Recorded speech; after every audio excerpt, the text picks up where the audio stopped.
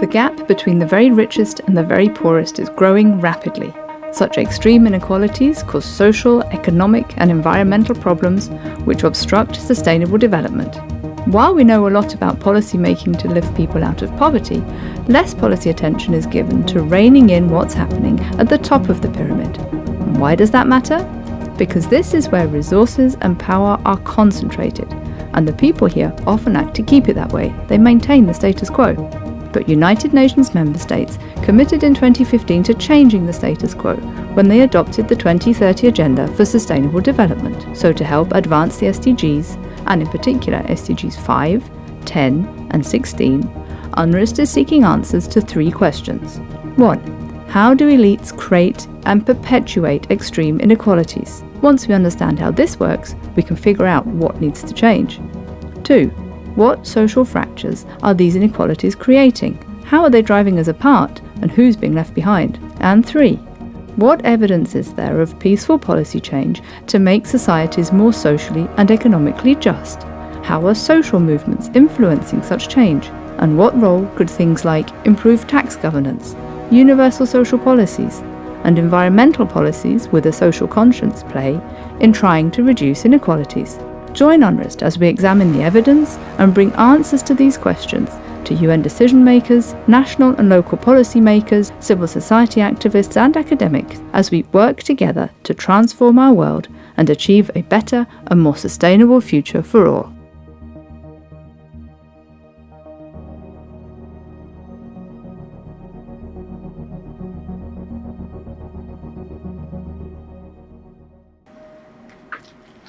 So good morning everybody, my name is Paul Ladd. I'm the Director of the UN Research Institute for Social Development based in Geneva. For those of you that don't know us, we're an autonomous research institute within the UN system that focuses on the social policy dimensions of contemporary development challenges. So first of all, let me just add my thanks to the Ambassador and the Special Envoy for their inspiring comments this morning, and thank you Louise also for co-hosting this event with us here today, and also the work on the conference last year, which was really important for us. So my main job is to moderate this session. We start a little bit late, we're probably running a little bit late as well, but I do also just want to add a couple of words at the beginning about why this is important for us. So the inclusion of SDG 10 and also the commitment to the principle of leaving no one behind under some pressure, I would say, from civil society in the process to define the SDGs, was an admission by governments together that inequalities were a problem that they hadn't paid enough attention to before. The MDGs focused on poverty, and I think people realized by the end of the 2000s that the MDGs in large part were not going to be met in many places because of growing inequality. Now, the general public, I think, had long understood inequalities between countries and the need for solidarity and for helping countries, whether it was because they didn't understand that it was partly because of colonial legacies or modern unfair trade policies or restricted mobility or highly conditional aid or any of these things, but nevertheless, or conflict or corruption, of course, but nevertheless, at the same time, it was understood that there were poorer parts of the world and richer parts of the world. But I think what crept up on everybody and had become somewhat of a crisis by the time of the economic and financial crisis in 2008 was the growing inequalities within individual countries. And these were a direct result of the choices we had made as societies in terms of how we incentivized economic behavior, how we rewarded economic behavior, how we liberated our financial markets, how we looked at the markets, of course, for efficiency in allocating resources, but at the same time for solutions that sometimes they couldn't find. So an over-reliance, I think, on markets and particularly a financialization of those markets, which led to some very perverse incentives. Now, the Special Envoy took us back to the 1999 PRSP era. I mean, I can remember publishing a paper in the Journal for International Development with the DFID chief economist, Andrew Gowdy at the time, called Economic Growth, Poverty and Inequality, and I was a youngish economist at the time, so it was a fairly economist sort of paper. And the general argument was, and this was the era of the international development targets, pre the MDGs, but the argument was high levels of inequality mean that economic growth is translated more slowly into poverty reduction, and this was understood. The paper did hint, actually, at perverse behaviours at the top end as well, in terms of ownership of media and politics, but it was generally understood inequality was bad because you couldn't reduce poverty as quickly. I think what we tried to do with the conference that we held last year, also with many other partners who've been working on this for a few years now, is also look at the top end of the spectrum, to look to see how the ownership of wealth, the ownership of assets, control and influence over politics, the control of the media, influences the ability also to make people well off at all levels of society, including people who are very poor. So that's what we've been trying to do in the last year or two. Now, in the aftermath of the economic and financial crisis, we've seen the wealth at the very, very top end, perhaps even to the extent that we can't measure it properly yet, balloon to astronomical proportions. And with those increasing transparency about that, there's greater communications around the world about how people are living. And people can see that money is being hoarded in tax havens while they're working 2 or 3 jobs, while they can't afford to put their kids in childcare. And the fundamental feeling is that this isn't very fair. And this has become a dominant theme, that this is just not very fair. And so that instantly takes us into politics. This is all about politics. The SDGs are all about politics. The SDGs are about behaviour change and actions to change what we're doing. But there are some people that benefit from the status quo. So to answer the question very bluntly, is a transformative fiscal policy possible? I'm pretty sure, not least because Dora is here with us, if we sat down with a blank piece of paper and we had a few days and also perhaps access to some other experts, and if we knew the fiscal situation and the macro situation of any particular country and policy, we could sit down and redesign a technical, fairer taxation system with fewer leakages and greater redistribution of potential. But that's not the point. The point is how do you create the alliances and coalitions that demand greater equity through fiscal policy to address some of the rises in inequality that we've seen, particularly in the last 3 or 4 decades. So that's the question for our panel. Is fiscally transformative policy possible? I'd imagine the answer is mostly to do with politics, but then if the answer is yes, my question to you is how? So we're going to start off with my colleague Katja Hujo, Senior Research Coordinator at UNRISD, who's going to talk a little bit about our work in the last couple of years, and then we'll get going. We've allocated 10 minutes per speaker. If there's any way you could shave a minute or 2 off, then I think that would work. Okay.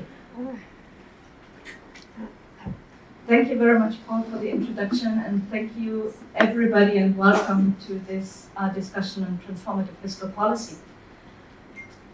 In my presentation, I would like to make a strong point for the usefulness of multidisciplinary social science research for understanding the issues we are talking about today.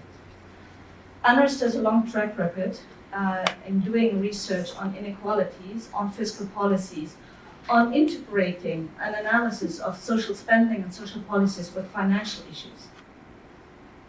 Inequality is really emerging as the key issue, I think one of the key issues that we are debating in the SDG agenda.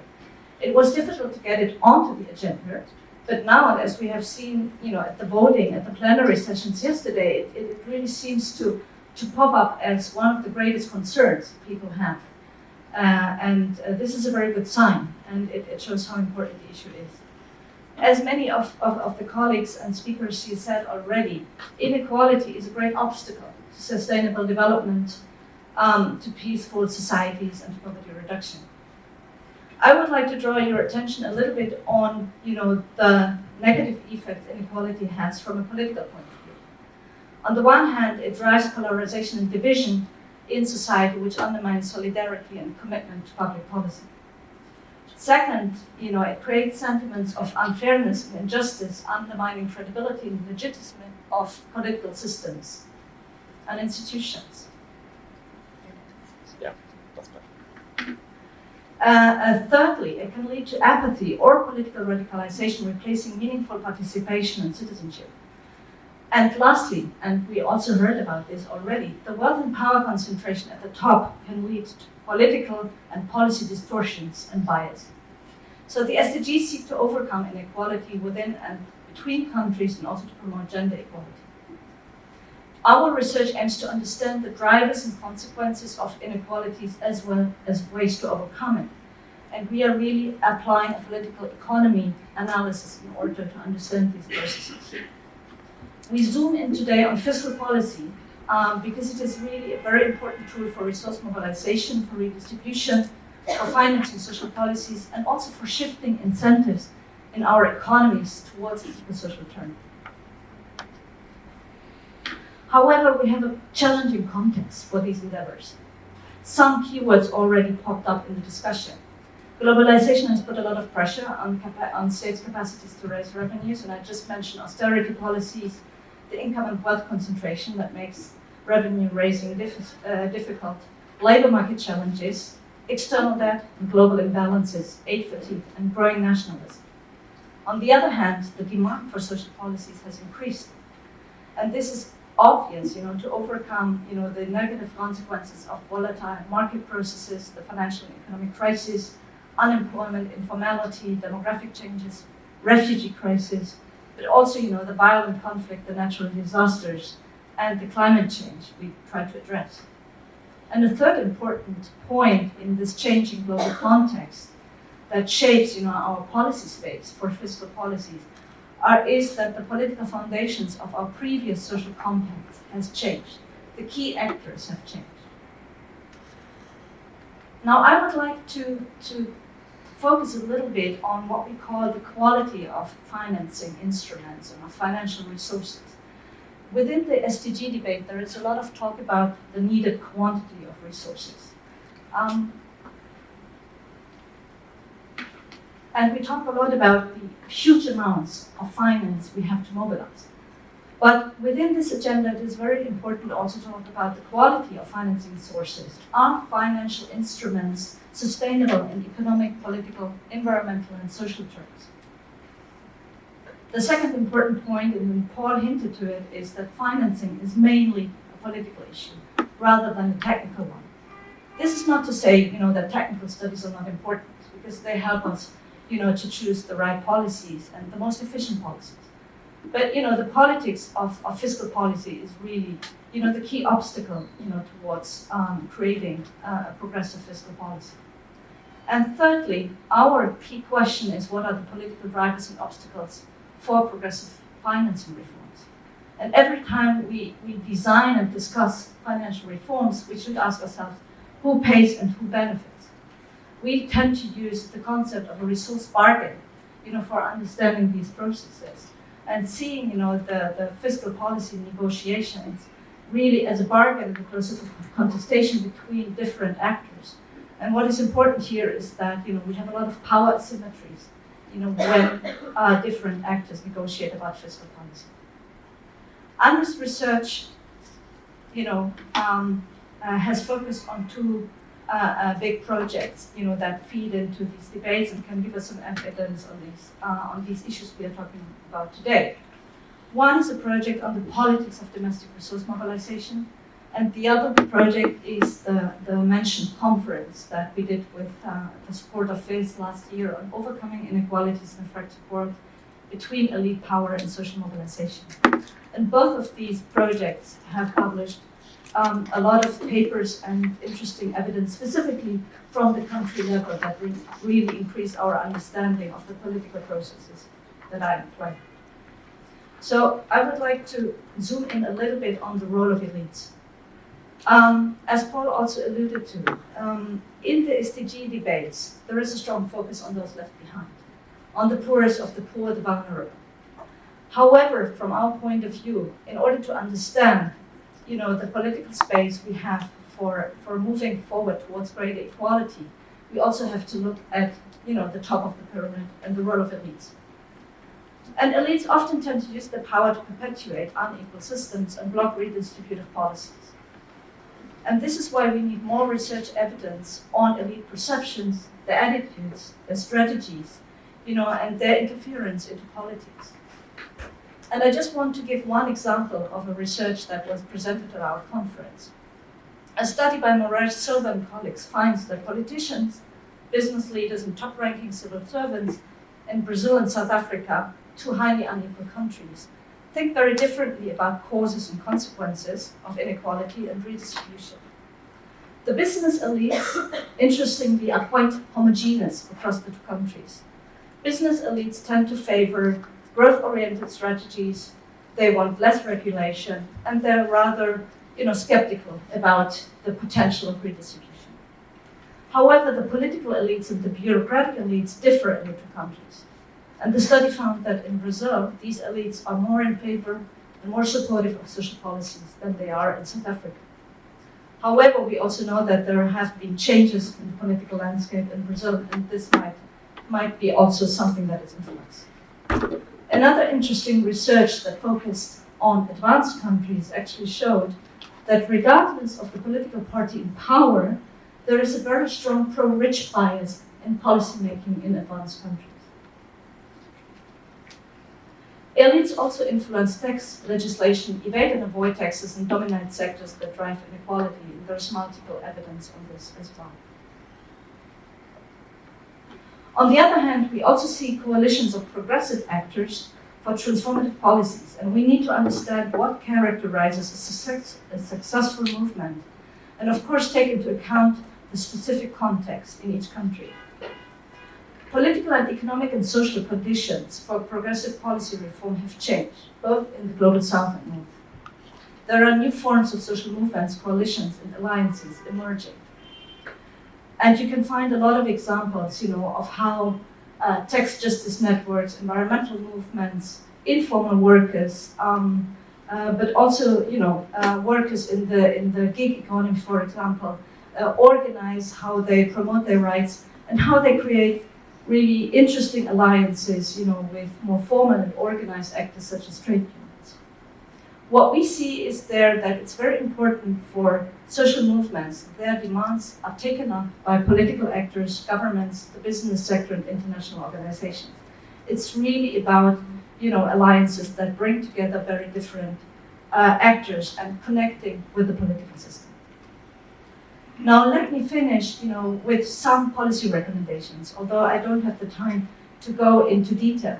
But we have also drafted a policy issue brief that lays out, these different recommendations in greater detail. One very important point is to build and sustain fair institutions. I just go very quickly through it. A second one is, to promote equality-enhancing policies, and as I said, we will discuss these in the course of today's event. If we look specifically at taxation, it's important to have inclusive and transparent resource bargains, where a very wide range of actors are actually at the table negotiating. Fourthly, diversifying the financing mix is very important in order to support an eco-social turn. Fifth, the enabling environment for fiscal policies should not be neglected. And we already mentioned the importance of macroeconomic policies, but we really have to see fiscal policies as part of the broader development strategy of each country. Only if we have labor-intensive and sustainable growth path, we can also have a healthy fiscal policy. And finally, it's not enough to focus at the national level. We also have to reform the international financial architecture, and we have to combine national level reforms, with global support for domestic resource mobilization and for resource mobilization in general, for implementing the SDGs. Thank you.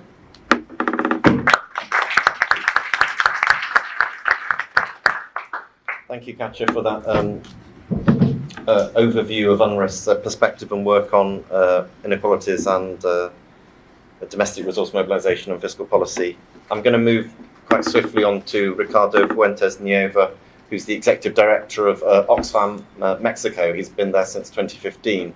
Before taking up that job, he was director of research at Oxfam GB, where the early work on publishing the figures around how many of the world's people own the same proportion of wealth as the world's poorest people. And then before that, we were both colleagues in UNDP. Here, Ricardo, please. Yeah, thank you. Thank you very much, Paul. And thank you for the invitation. I'm quite excited to be back in New York. As Paul was saying, I spent many years when I was younger in this city. And it's quite refreshing to hear the kind of conversation we're having now, which is about politics. It's about structures of power, and it's about mobilization, and not only high-level policy. And I think it's very important to recognize how much we've come along in this kind of discussion. And also, it's important to recognize how far we need to go to actually achieve a sustainable change, not only sustainable development, but sustainable change, because we're facing an enormous challenge, as Katja was saying. So inequality is one of the defining issues of modern times. The other one is climate change, and increasingly migration too. And I think previous speakers have mentioned the different elements of this challenge. The elements of concentration at the top. So it's not about how it's distributed across the whole society. It's mostly a problem that's reflected on the concentration of wealth and income at the top. But most importantly, and that's something that at Oxfam we worked very, very strongly, is how that concentration of economic resources is translated into concentration of political influence, of power, of media control, and all those things that actually determines the economic, political, and social systems in which we live. So economic inequality is not an issue of envy. It's not an issue of why do I care how the rich live. Is how are we creating systems that perpetuate itself or themselves to benefit only a few. And that was the title of the first paper we wrote in Oxfam on the topic of inequality, working for the few, economic inequality and political capture. And we were trying very, very deliberately to bring the political economy aspect to the discussion. And as I was saying, I'm very pleased to see that we've moved quite a long way on this debate towards that. But I think we need to continue working on that. So the representative of Norway was mentioning the poverty reduction strategy papers.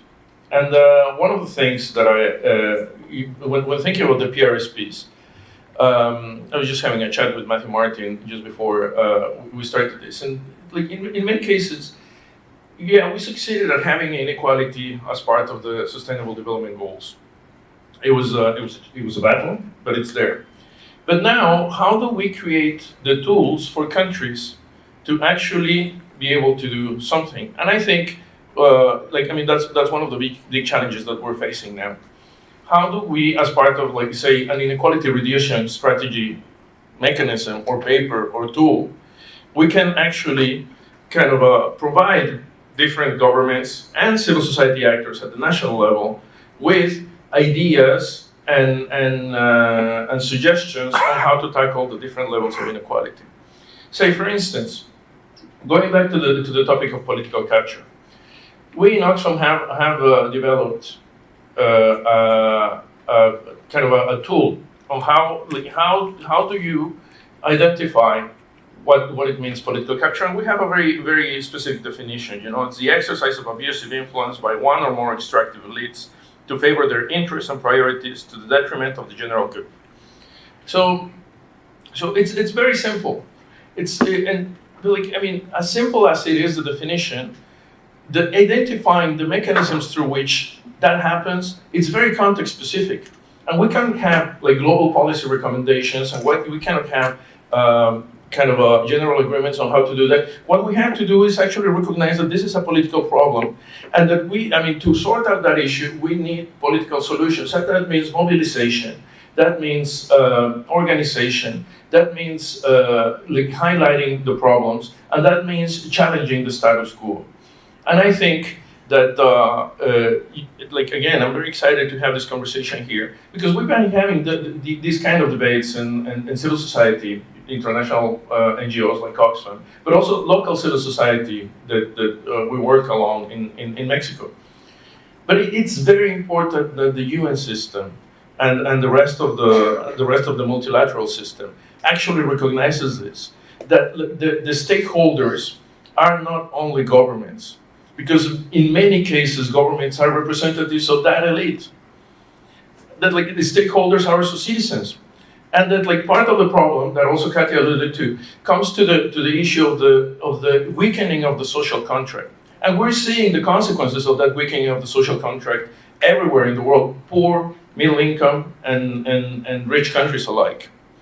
And again, we need to recognize that the stakeholders are not only governments, but citizens. And that to actually fight this concentration of income, wealth, and power, what we need to do is kind of counterbalance that power. The third question that you put on the video was very interesting, because the word that struck me there was peacefully.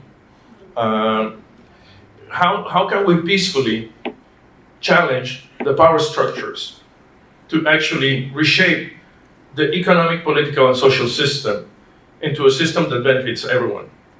So I guess my first point is, towards conclusions. So I'm mindful of time. The first point is, we need to recognize that stakeholders are not only governments or the private sector.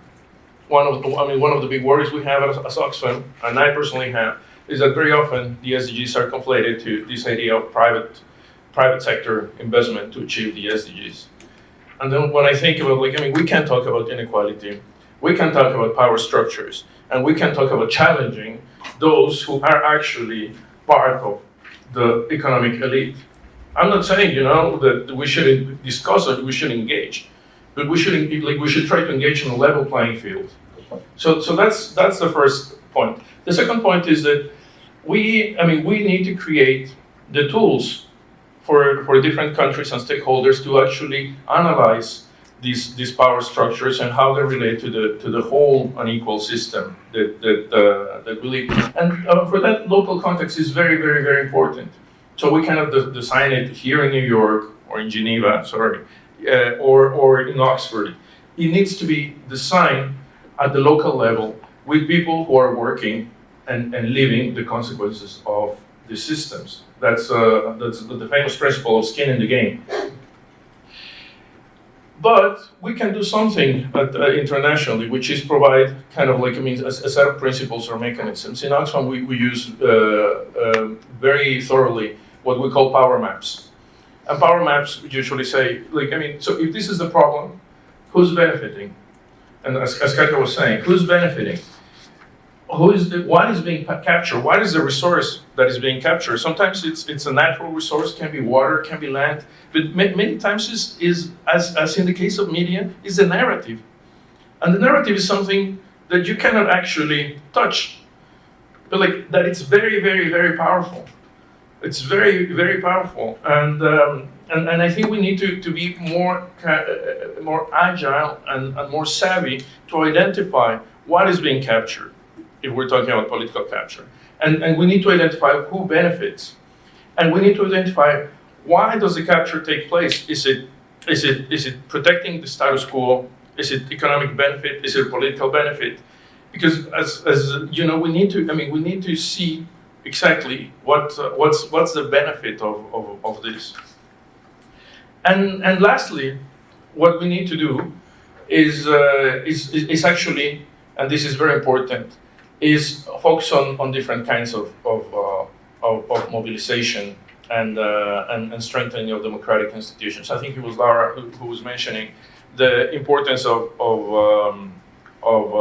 trade unions in the past to actually create the social welfare compacts that we had in the 20th century. And the IMF has presented this research on this correlation between the level of trade unionization, trade density, and the share of income going to the top 1%.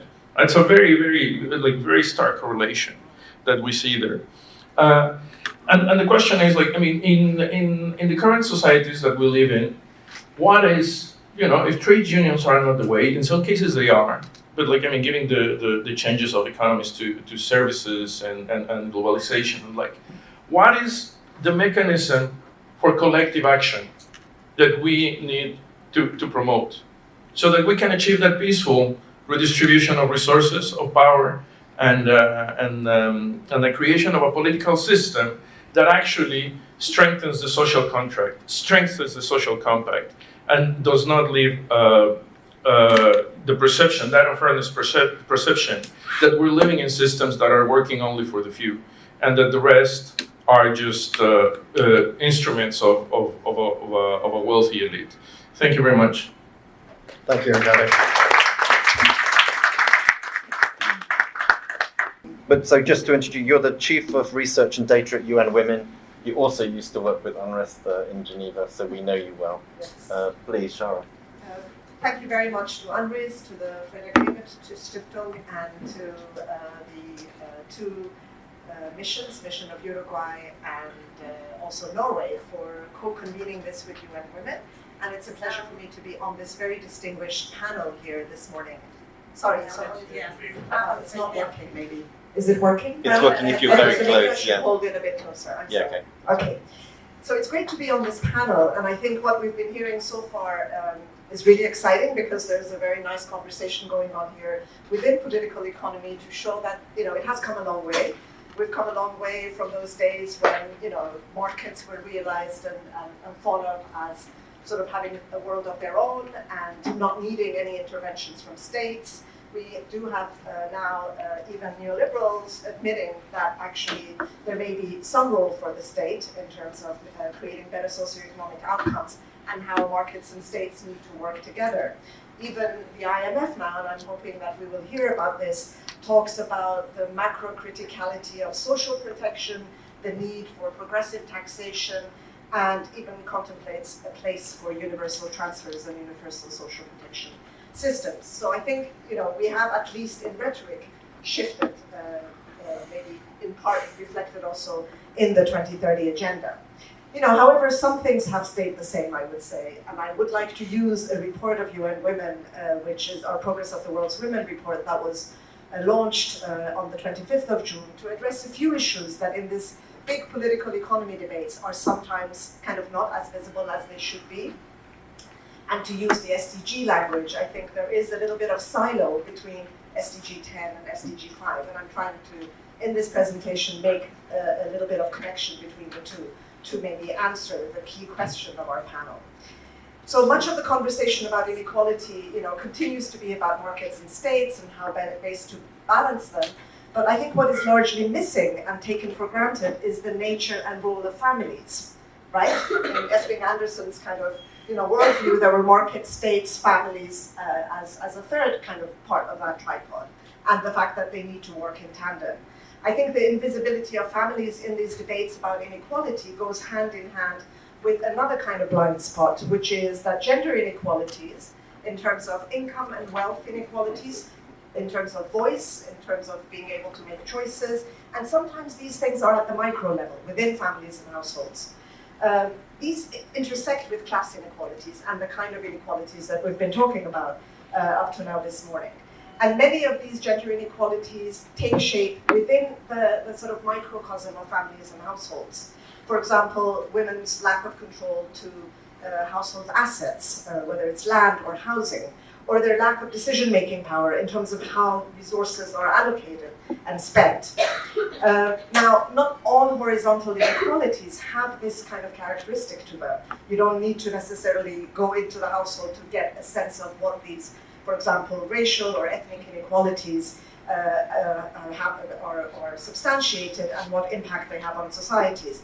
We worry about class inequalities and racial and ethnic inequalities because they may lead to the kind of conflicts that people were sort of, talking about, the kind of violent conflict sometimes, and this is what raises alarm bells. But the gender contract and gender inequalities have a slightly different kind of nature to them. They don't lead when you have gender inequalities. It doesn't necessarily lead to violent conflict and revolutions. But I think not getting the gender contract right and getting gender equality right produces other dysfunctionalities that stop us from getting to a transformative kind of policies and transformative fiscal policies. So what I'm going to try and show is what transformation means in the context of changing families, and why, when we think about fiscal policies, we need to be thinking about how families are changing and how the gender contract is changing, and how fiscal policies need to address that particular problematic. So I hope that becomes clear. And my question, does this gender contract matter? I would say yes, it does matter hugely. Given the short shrift that's often given to families, we miss an important part of socioeconomic change and what transformation should look like. Because the policies that we will continue to design are policies that are based on outdated assumptions about what families look like. And therefore, they are out of sync with the reality of people's lives. And by being out of sync with that reality, the policy priorities will not necessarily address the kind of severe constraints that societies face, and also miss the opportunity to kind of yield the greatest dividend, to be transformative in the language of our panel. So the first thing that our report, the Families Report, shows is that it's a kind of timely reality check on what families of today look like. And I want to show you this particular slide, which is based on global data for about 75% of the world's population. Now, based on this global data, the ideal typical family, which is 2 parents and children, actually only makes up about 1/3 of all households in the world. About 1/4 of all households, a little bit less than 1/4, are either single parent or single person households. Now, this reality has important implications in terms of what kind of policies we see as transformative social policies and what we want to make sure that resources are put behind those policies. Let me just show you one sort of indication of this. This slide kind of shows that lone parent households, 85% of these lone parent households are lone mother households, are on average twice as likely to be living in poverty compared to dual parent households. The blue bars are for dual parent households and the green one for single parent households. So a huge difference in terms of poverty. And these households, the single parent ones, single mother ones, have a very hard time juggling the need for paid work with their unpaid care responsibilities for household reproduction and care, which I argue is a huge foundation for any kind of economy and society that is built. At the same time, something like 13% of all households are single person households, one person. And many of them are made up of older persons. And given the fact that women have greater longevity, demographic aging has a woman's face. And our data shows that of all the single person households, nearly double of them are single women households because of demographic aging having a female space. Many of these single person households are single women above the age of 65 living on their own. And this has huge implications in terms of how we think about care systems that are needed. Pensions are important, but countries need to also be thinking about long-term care system when people are living in households on their own, very often due to migration away from the kind of adult children who we assume may be able to provide care for them. So it raises important questions. And in many middle and low-income countries, long-term care systems are still not on the agenda. And families and partnerships are also changing. While marriage remains universal in some contexts, in many others, women and men are living in cohabitation, in informal arrangements as cohabiting couples. In many countries in Latin America, in Southern Africa, and in Europe, up to 3/4 of women between 25 and 29 are in a cohabiting relationship. Now, this means that many of the social policies that we have, and family laws that we have, need to recognize cohabitation as a form of partnership so that women's rights to assets, to social benefits, social protection benefits, and child custody can be guaranteed, even though they're not living in a married kind of relationship. The second point that I'd like to highlight is that to address poverty and inequality, countries need to address not only deprivations faced by these lone parent households, which, as we show, have a higher propensity to poverty, but also the constraints that women in all families face in juggling earning an income with caring for dependents. Having an income of their own is very important for women's equality in intimate relationships because it increases their bargaining power, it allows them to leave violent relationships, and we know domestic abuse and violence is a significant phenomena in all countries, both developed and developing, affecting about 1 in 5 women. And yet, what we also show is that despite this economic, having an income of their own being so important, the report shows that women's access to an independent income still falls well below that of men. Women are in the labor market in increasing numbers, but we show, being in a marriage or cohabiting relationship and being a mother, having a young child in the household, both dampen women's labor force participation rates. As a result, globally, about half of married or cohabiting women aged 25 to 54 are in the labor force, about half, and nearly all men in that age group are in the labor force. So being a father and being married increases your access to an income of your own. For women, it has the opposite effect. And the presence of young children in the household has a similar effect. It increases men's labor force participation, but reduces women's. And this matters for poverty, and this is what I really want to emphasize. As we show in this figure, in percentage of women with an income of their own is inversely related to the percentage of households that are in poverty. And Esping Anderson goes as far as to say the single most effective remedy against poverty is maternal employment. What does that mean in terms of policies and where we put fiscal resources? How can fiscal policies be transformative? I think the first priority is through a kind of investment in care systems. This is really a 21st century imperative, given the reality of family life. And as Ambassador Bermudez already pointed out, in Uruguay, the national care system is a really good example of how different political coalitions have come together to really put in place an agenda for a national care system. Families, of course, are an important place where unpaid care takes place. We know that this work is very unequally provided.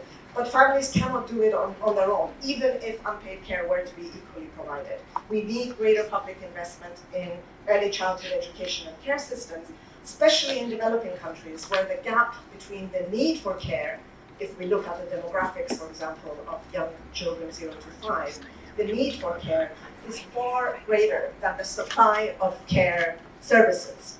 And we did this by looking at the care dependency ratio, and on the horizontal axis, care workers as a proportion of total employment.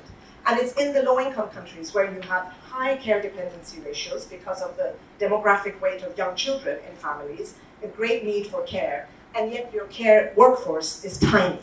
In developed countries, you have a much better alignment between the demand and the supply of care. Now, the beauty of investments in care systems, of course, is that not only do they reduce the unpaid care burden and allow women to join the labor force, have an income of their own, but the care system itself can become an engine for employment generation. And I would add that is also a green engine for employment generation. It doesn't have a carbon footprint. Care services, meet multiple demands, and in that respect are a very good sort of sector for employment generation. A second vital policy approach is to have a comprehensive package of social protection measures, including paid leave, very important for many countries where this is still only available to a minority. About 16% of women have paid leave in sub-Saharan Africa. And other kinds of benefits. This is really the ILO social protection floor, child benefits, parental leave, and pensions, obviously, being very important. This income support is important, particularly for families with children, who have a greater propensity to be in poverty compared to families without any children. And in particular, as already said, lone parent families, which are twice as likely to be in poverty. These are just two policy areas, investing in care systems and having kind of a system of social protection that works throughout the life cycle. And based on this, we did a kind of costing exercise. Michael Sichon, whom many of you know, was overseeing the costing. And the sort of package, family-friendly policy package that we came up with, we did a costing and we showed that for about half of countries, they can have this kind of package for about 5% of GDP. We can question the many assumptions that were made and how this came up. But for 50%, 5% of GDP is not bad. Of course, there are many countries, many low-income countries, for which this kind of package would be far more expensive and raise issues around domestic resource mobilization and also ODA and other changes needed in the global system to allow them to raise the resources that are needed.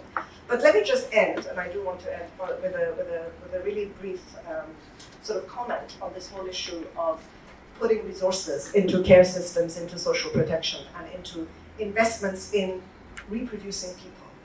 And I think we really need to do what the feminist economist James Hines has done very nicely in a book that he's just published called The Economy's Other Half, and we've used his arguments in a lot of the work that we do on macroeconomics, to say that investments in people, in care systems, these are investments in the macroeconomic sense. Investments are not just building bridges and roads and electricity.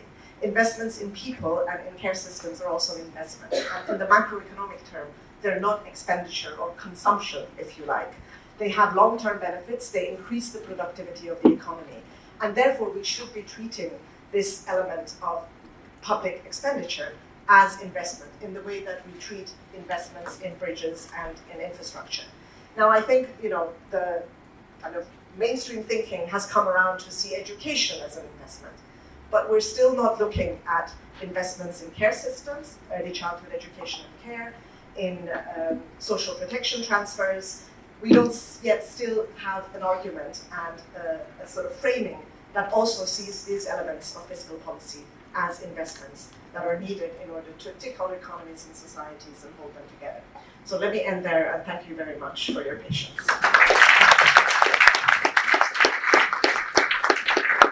So now I'm going to pass to Dora Benedek, who's the Deputy Division Chief, the Tax Policy Division at the IMF. But also, prior to joining the IMF, you had experience in your national administration in Hungary. Which part of the government were you in? I worked at the Fiscal Council of Hungary, and before that I worked in the Ministry of Finance, mostly involved in tax policy and tax and benefit analysis. Perfect, then. An expert both at multilaterally and at your own government level. So please, the floor is yours. Do we have you've got the clicker already, great. Thank you very much. And I also would like to start by thanking the organizers for the invitation, for UNRISD and the FEST. It is really great to be here and be part of this panel and be part of this discussion. So in my presentation, I would like to focus on the role of fiscal policy in reaching the SDGs, most importantly in low income and developing countries. And so in my presentation, I'm not so much going to focus on the sectors that are important for the development of human and physical capital, but I would like to focus on the role of fiscal policy that it can play in mobilizing revenues. That is really important for the creation of the fiscal space that is necessary for the investment in all the different areas that are needed for meeting the SDGs. So let me start by kind of taking a stock really briefly on where we stand in terms of inequality. Global inequality has been declining in the last few decades. That is reflecting a strong growth in many emerging and developing countries, and also some convergence in the average income per capita across the countries. So right now what we see is that the differences in per capita income between countries actually account for about 2/3 of the global inequality. At the same time, if we look at the inequality within countries, we see a much more mixed picture. In some countries that has also been decreasing, but in many countries it has actually been increasing in the last couple of decades. However, mostly because that is the subject of this discussion, I think it's also very important to look at the two opposite ends of the scale of the income distribution. So let's see what has been happening in terms of poverty and also in terms of the top 1% of the income distribution.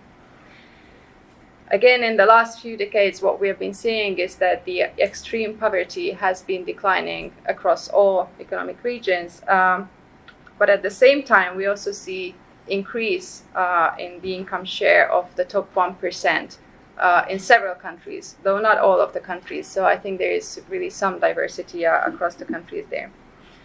Now, having said that, the wealth inequality has increased even more than the income inequality, because the top 1% of the global population now holds about half of the total wealth across the globe.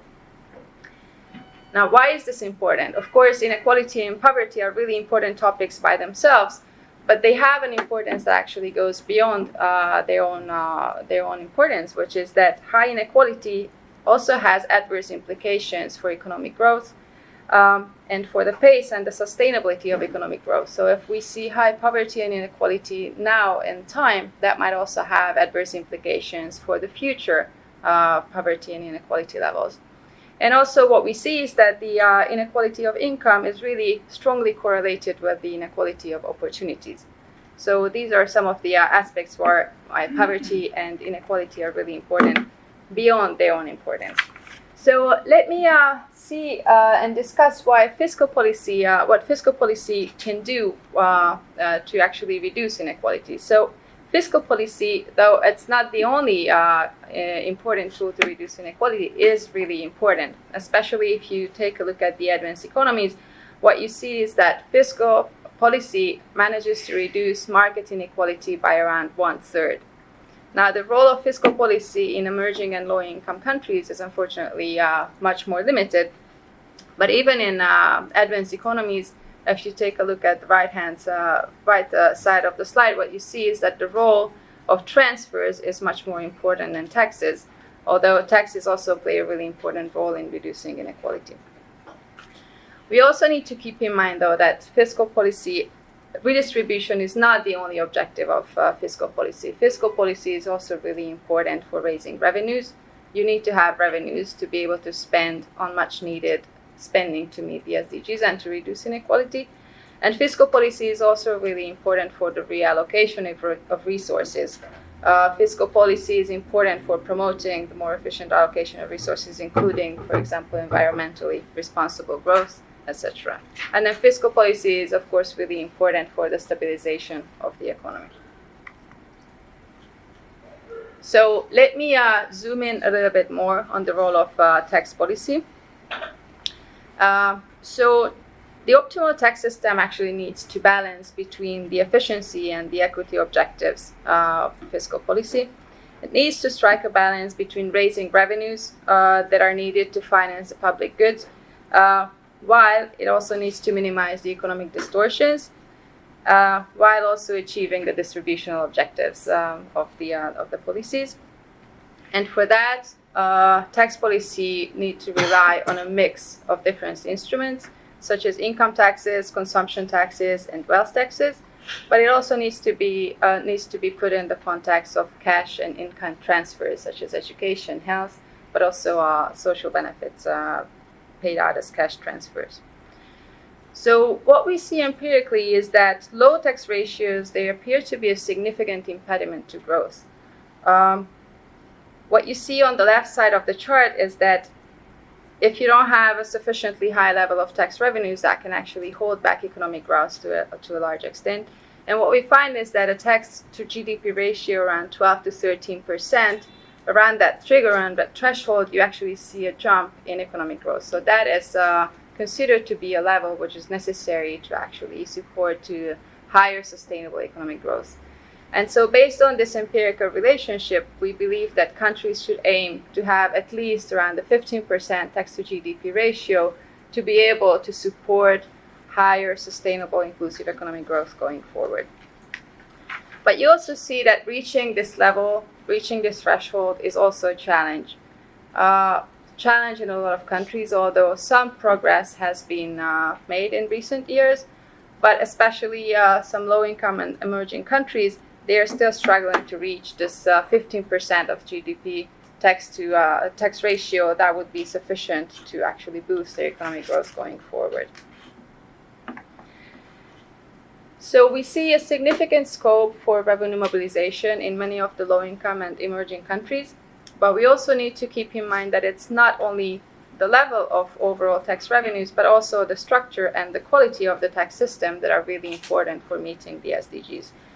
And in that regard, what we see is that developing countries, they face major weaknesses, mostly in the personal income tax system and also in the value-added tax. They tend to rely much more on distortive trade taxes, although this has been declining in the last few decades. And we also must say that the relevance goes beyond the tax mix. So, you can have a really well-designed tax system, but a tax system is only as good as the implementation and the administration of the actual rules. So that's also a very important aspect, and that's also a very important thing that a lot of low-income and low-capacity countries are struggling with, to have a good quality implementation and administration. And as I already mentioned, the impact should be assessed jointly with benefit systems. So it's not just the tax system and single components of the tax system that matter, but it should be the whole fiscal policy and tax and benefit framework that should be assessed. Now, what we also see is a really high prevalence of tax incentives and tax expenditures in many of the low-income developing countries, which is partly a result of really damaging regional and global tax competition. But our experience at the IMF showed that many of these tax expenditures and tax incentives are actually really inefficient and ineffective, and in most cases they are redundant in the sense that the business community doesn't really require them for actually placing investment in certain countries. At the same time, they come at a really high cost. So the total cost of tax expenditures can be as high or even beyond around 2% of GDP. So that's a really big share of revenues forgone through these instruments. Now, another related shortcoming of tax expenditures is that they actually reduce transparency of the tax system, and because of that, they can lead to governance issues. So the proliferation of tax expenditures can breed corruption, and it can breed rent-seeking behavior of the agents. And finally, let me talk a little bit about another major challenge that is faced by the low-income and developing countries, and that is linked to the international tax environment. But first of all, we see a really strong tax competition globally, and the spillover effects on the CIT rates and bases of the low-income countries are particularly significant. You see that CIT rates have been declining everywhere around the globe, which is a really strong sign of this tax competition. Now, another challenge related to the international tax environment is related to the prevalence of profit shifting that probably most of you are familiar with. So a significant share of the profits of the multinational corporations around the world go untaxed or really lightly taxed. And again, the CIT avoidance through profit shifting is really significant in developing countries. And our estimates at the IMF show that this actually leads to significant revenue loss through tax avoidance in developing countries. And finally, the challenge that has been emerging more recently is linked to the digitalization and the presence of digital companies. Again, it's not a challenge that is only faced by the low-income countries, but I think the problem is that to a lot of the discussions that are happening, actually the interests of the developing countries are not really well represented in these discussions. So that's something that should be kept in mind when we discuss how these issues should be tackled by the low-income countries. So as a result of all these challenges, the actual collection of the CIT is much lower in developing countries than its potential could be. So let me just sum up the main takeaways that we see for the low-income developing countries in terms of tax capacity. So we see some decline in the poverty and global income inequality, especially within countries, between countries, but within country inequality shows a much more mixed picture in the last few decades. We think that fiscal policy is a really powerful tool for redistribution. It explains a large share of inequality differences across countries, but fiscal policy can reach much better results in advanced economies right now than it does in emerging and low-income countries. When we look at the income redistribution, it's really important to consider both the tax and the spending side, including cash and in-kind transfers, when we design or talk about fiscal redistribution, because the overall impact can be really different than the impact of individual instruments. And then what we also know from other discussions, but also from the discussion today, is that really large efforts are needed for low-income and developing countries to fulfill the SDGs. And we think increasing tax capacity can help and will help to a large extent, but most likely for many of the countries that is not going to be sufficient to meet the SDGs. So the role of the private sector, the official development assistance, role of civil society and other factors is also very important when we continue this discussion to actually keep that in mind. Thank you. Fernando Filgueira from Northwestern University, a record of academic achievements that is too long to read out, but also Vice Minister of Education in Uruguay and head of the UNFPO office there. Fernando, to you. Thank you, and thanks for the invitation to Friedrich-Ebert, to UNRISD, to you and the women. This is not going to be the presentation, really. I'm going to stop on some slides, but looking at what has been said at the table, I want to focus on certain things in particular. The idea was to present the reform, the tax reform that took place in Uruguay in 2007, as an example of, let's put it this way, a peaceful way by which we can combat inequality. I will delve on the Uruguayan reform, but it's going to be linked to some comments that I would like to make on the presentations that were done before. I will look a little bit at on Latin America too, to look at the broader context in which the Uruguayan reform took place, and to link with some of the debates that have been posed by the different participants. Let's get one thing clear that has been throughout the table, that to combat trends in inequality in the world and within country inequality, we need both nation-state level action and global level action. More than ever, it's absolutely clear that if we do not change not just the financial architecture, but the trade global architecture and the governance architecture of multilateral institutions, it's going to be extremely hard for nation states to confront the growing trends in inequality. We're asking them too much. So that's the first thing that I wanted to mention, and I told Dora to leave the last slide on, but I had to put this one on because of the claims she made, which are correct. Firstly, global income inequality has gone down. That's something we know. If we take China and India out, that's not the case.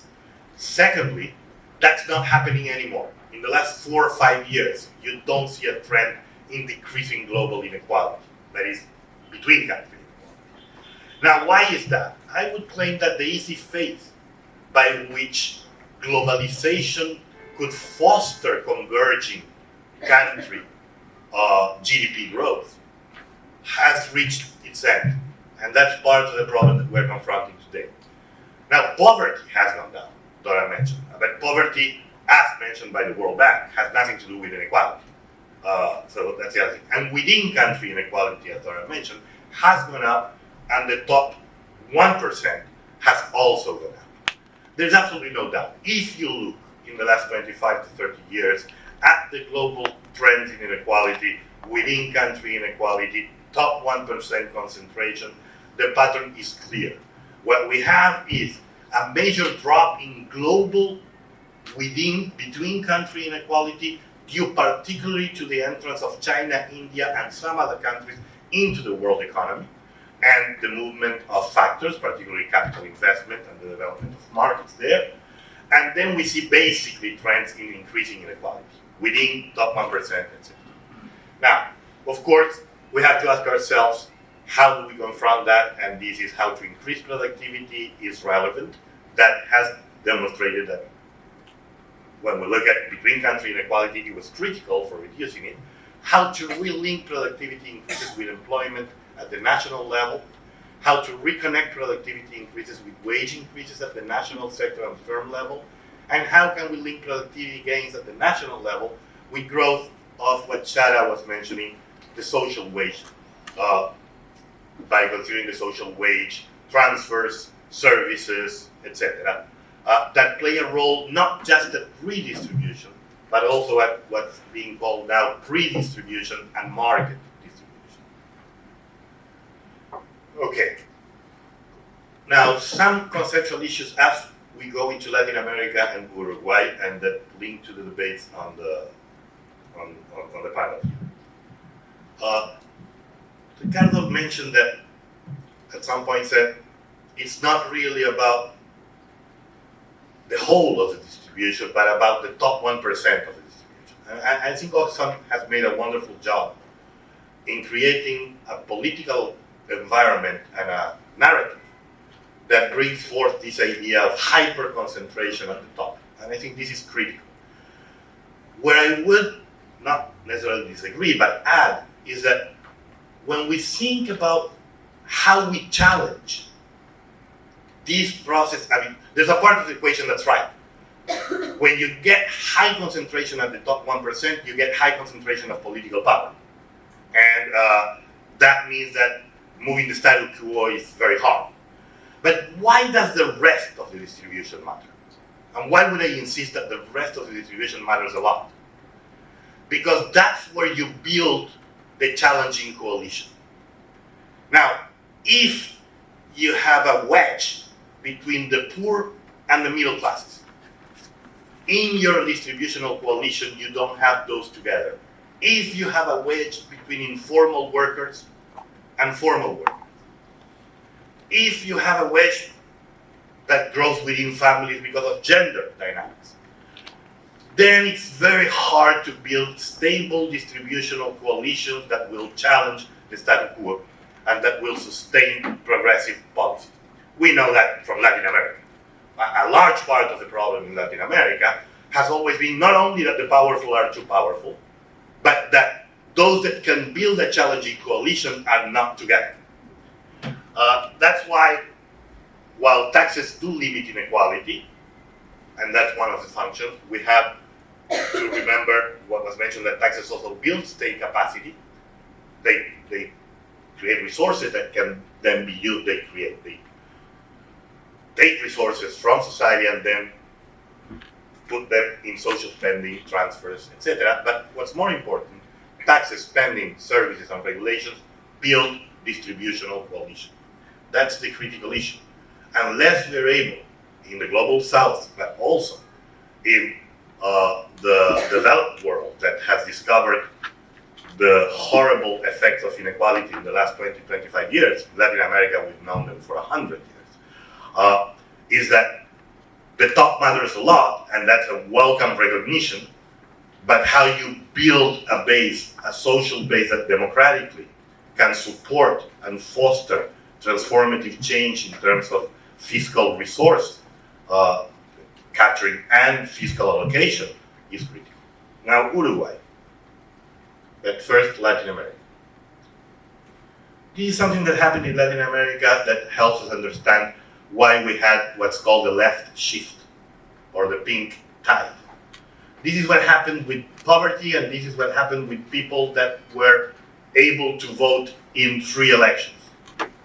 But I'm colorblind, so the blue line, or violet line, or something, that's poverty, which, as you can see, does not move at all, or mostly it's a flat line.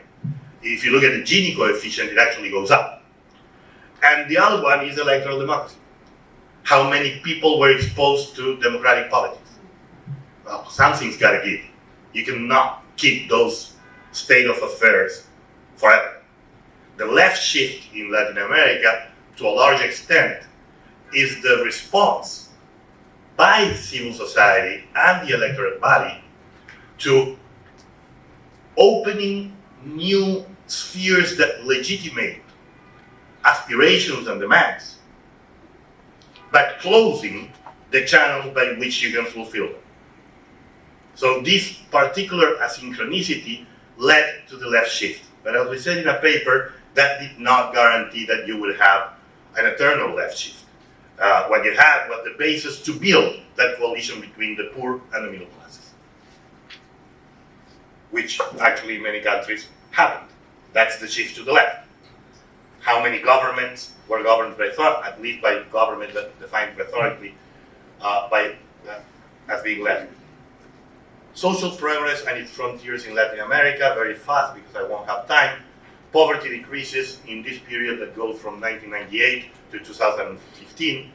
Less income inequality, improvement in employment, and improvement in employment quality. Of course, still extremely high inequality. Large proportion remains vulnerable.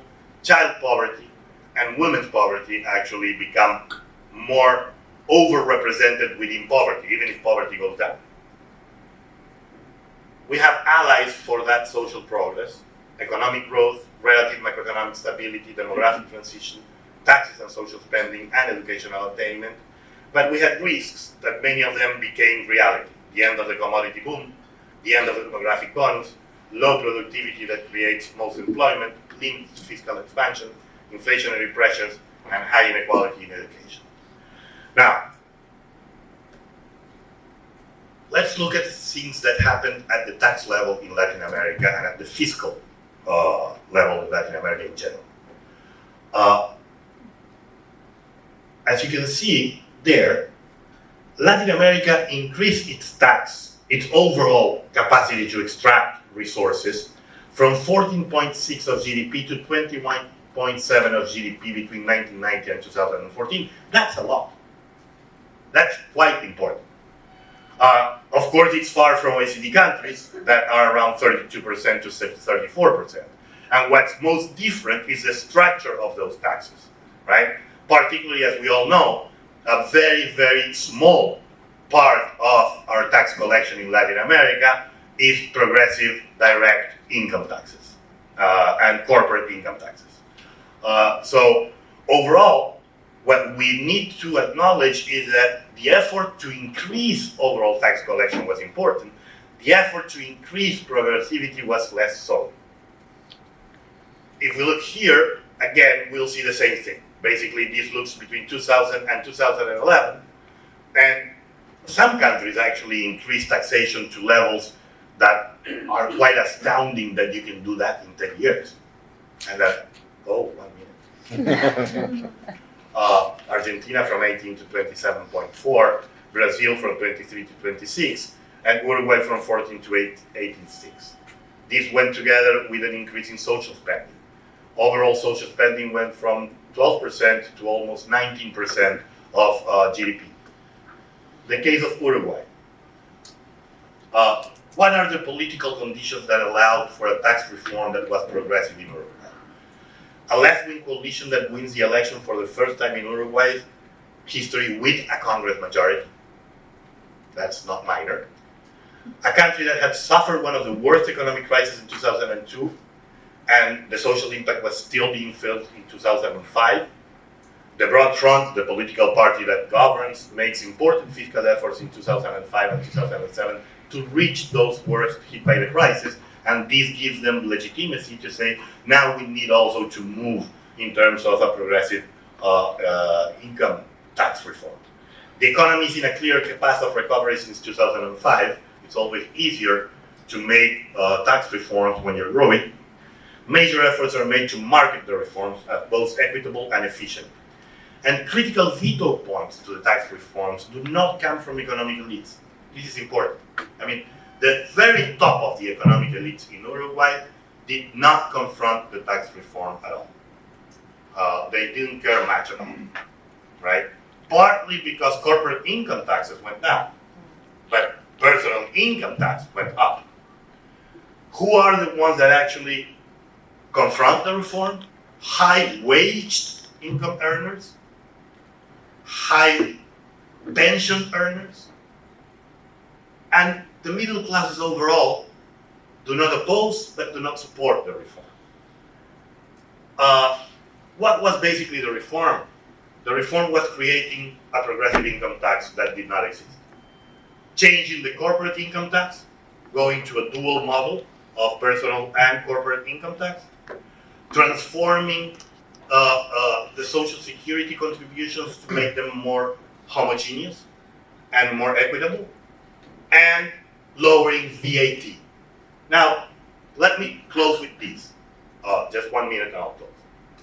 This is basically who would be the winners and the losers of tax reform. That's the total tax burden by deciles before reform. As you can see, it's not progressive at all. And after reform, it's progressive. It's not that progressive, but it's somewhat progressive after reform, or far more progressive than it was before, of course. But mostly, losers would only be really present strongly in these 8, 9, and 10, the 30 top percent of the distribution. Yet, this was the opinion of people about tax reform in 2006 when it was first proposed, and in 2007 when it was approved. 47%, 49% were against, and 29% were for. That's weird, right? Well, here's how people perceive themselves in the greater Buenos Aires area, which is very similar to Uruguay. I didn't have data for Uruguay. This person belongs to the first decile, but believes that it's in the 4.5 decile. This one that belongs to the 10th decile believes that it's in the 6.8 decile. So the perceptions about the levels and positions that we occupy in the structure of inequality are one critical issue regarding how we perceive and how we support or don't support then tax reform. But tax reform passed in Uruguay, and one of the critical issues that was done was turning the technical into an instrument of the political, which is what Oxfam has been doing very well. And it was about explaining what is the real distributional structure of Uruguay and what were the real distributional impacts in terms of the tax reform. And this, I believe, created the conditions for a tax reform to pass. A tax reform that, nevertheless, was not particularly radical. What Dora was showing, we went from 0% post-tax distribution in terms of Gini to 0.1% of post-tax distribution in terms of Gini after the reform. Right? We're far from the 0.5, which is the average that you get in the OECD countries. Now, Fernando, I think we will have to. right, okay. Yeah. So, to close, I cannot get into, I don't have time to get into the spending side, but that's the part that also helps us understand if you build stable coalitions or you don't. And Uruguay there has some points in its favor and some points that it still has to move ahead. Thank you.